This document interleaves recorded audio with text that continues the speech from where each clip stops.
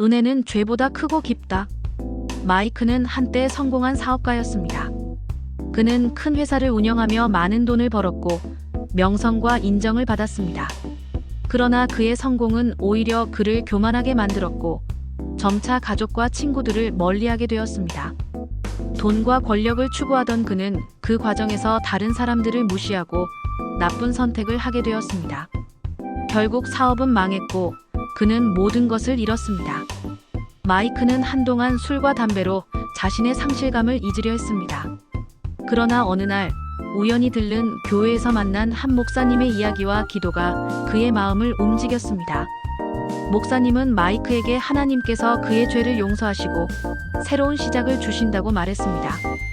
그 말씀에 깊이 감동한 마이크는 결국 교회에 다시 나가기 시작했고 회개하며 하나님과의 관계를 회복했습니다.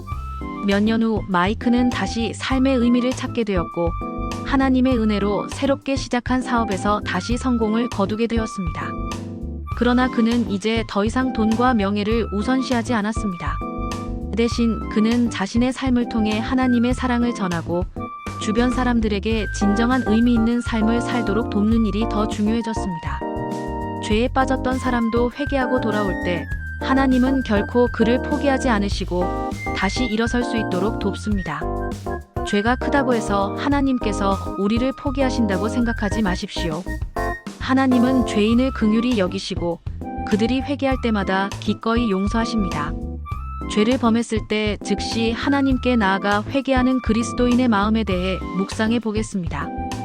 오늘의 말씀 누가복음 15장 7절 찬송가 251장 390장 내가 너희에게 이르노니 이와 같이 죄인 한 사람이 회개하면 하늘에서는 회개할 것 없는 의인 99으로 말미암아 기뻐하는 것보다 더하리라.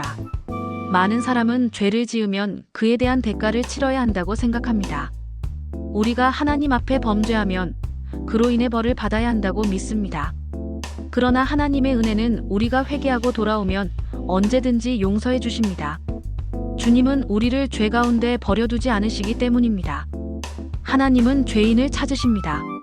하나님은 우리를 결코 포기하지 않으시고 우리가 죄를 회개하고 돌아오길 기다리고 계십니다. 예수님은 잃어버린 양의 비유를 통해 주님이 찾아오셔서 죄인을 회복시키려는 사랑을 보여주셨습니다.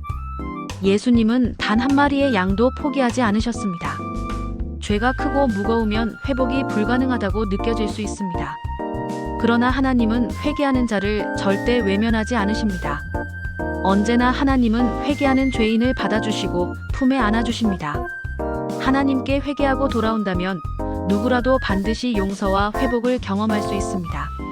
하나님의 은혜는 우리의 죄보다 크고 깊습니다. 우리가 아무리 깊은 죄 속에 빠졌더라도 주님은 그 죄를 씻어주시고 새로운 삶을 주십니다. 하나님은 우리가 돌아오기만을 기다리십니다. 회개한 죄인에게 주어지는 하나님의 은혜는 그 무엇과도 비교할 수 없는 사랑입니다. 우리는 모두 죄인이지만 하나님은 결코 우리를 포기하지 않으시고 언제든지 회개하는 자를 받아주십니다. 그분은 우리를 찾기 위해 예수 그리스도를 보내셨고 그리스도를 통해 우리가 다시 하나님께로 돌아올 수 있게 하셨습니다. 죄가 생각나면 즉시 회개하는 그리스도인이 되시길 바랍니다. 오늘의 기도. 주님, 우리를 결코 포기하지 않으시고 언제나 우리를 기다리시며 찾아주시는 은혜에 감사드립니다.